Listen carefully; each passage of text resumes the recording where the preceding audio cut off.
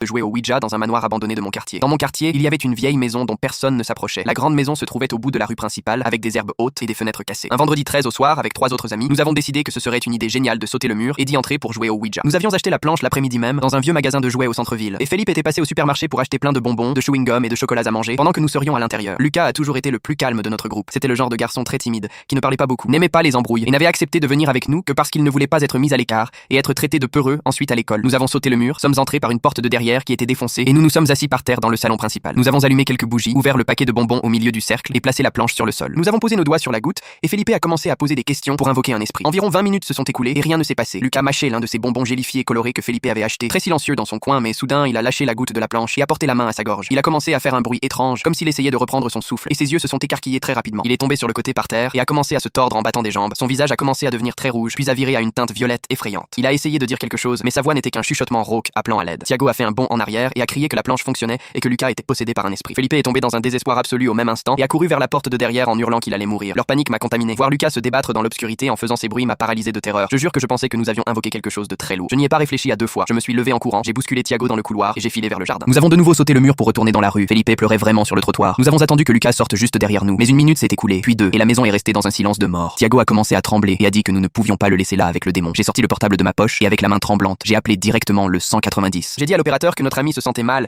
et qu'il était coincé à l'intérieur de la maison abandonnée. Cela n'a pas pris 5 minutes avant qu'une voiture de police n'arrive avec la sirène éteinte. 2 policiers sont descendus avec de grandes lampes de poche, ont ouvert le portail qui était juste entrouvert et sont entrés. Nous sommes restés sur le trottoir à écouter. Quelques minutes plus tard, l'un des policiers est sorti en courant, a ouvert la porte arrière du véhicule et a pris la radio pour appeler les secours de toute urgence. L'autre policier a suivi de près, portant Lucas évanoui et complètement mou dans ses bras. Le visage de Lucas était enflé et il ne respirait pas bien. L'ambulance est arrivée peu de temps après, l'a mis sur la civière, lui a mis un masque à oxygène sur le visage et a foncé vers l'hôpital. Les policiers nous ont passé un énorme savon pour violation de propriété, ont pris nos noms et nous ont ordonné de rentrer chez nous immédiatement. J'ai passé toute la nuit sans dormir, l'estomac noué en pensant que Lucas était mort à cause du jeu. Le lendemain, j'ai pris mon courage à 2 mains et je suis allé à l'hôpital. J'ai demandé à la réception et ils m'ont indiqué le service de pédiatrie. Quand je suis arrivé dans la chambre, Lucas était assis sur le lit, il regardait la télévision et mangeait de la gelée avec une couleur de visage normale. Sa mère était assise dans un fauteuil à côté du lit. Elle m'a vu à la porte et a souri, soulagée. Je les ai salués tous les deux et j'ai tout de suite demandé comment il allait et si le prêtre était déjà passé pour voir la possession. Sa mère a éclaté d'un rire bruyant qui m'a rendu complètement confus. Aucune possession, mon garçon, a-t-elle dit en secouant la tête. Lucas a une allergie très grave à un type spécifique de colorant alimentaire artificiel qu'il y a généralement dans ces bonbons gélifiés rouges et à la fraise que vous avez acheté. Ce qu'il a eu dans la maison, c'est un choc anaphylactique sévère. Sa gorge s'est fermée et il ne pouvait plus respirer. Si la police n'était pas arrivée et que l'ambulancier ne lui avait pas fait d'injection d'adrénaline sur le champ, il serait mort étouffé. J'ai regardé le visage de Lucas, il a fait un sourire gêné et a haussé les épaules. Nous avions presque laissé notre ami mourir étouffé sur le sol d'une maison abandonnée en mangeant des bonbons gélifiés, pensant qu'il était attaqué par un fantôme du Ouija. Je suis parti de l'hôpital en fin d'après-midi en sachant que plus jamais de ma vie je ne toucherai à une de ces planches.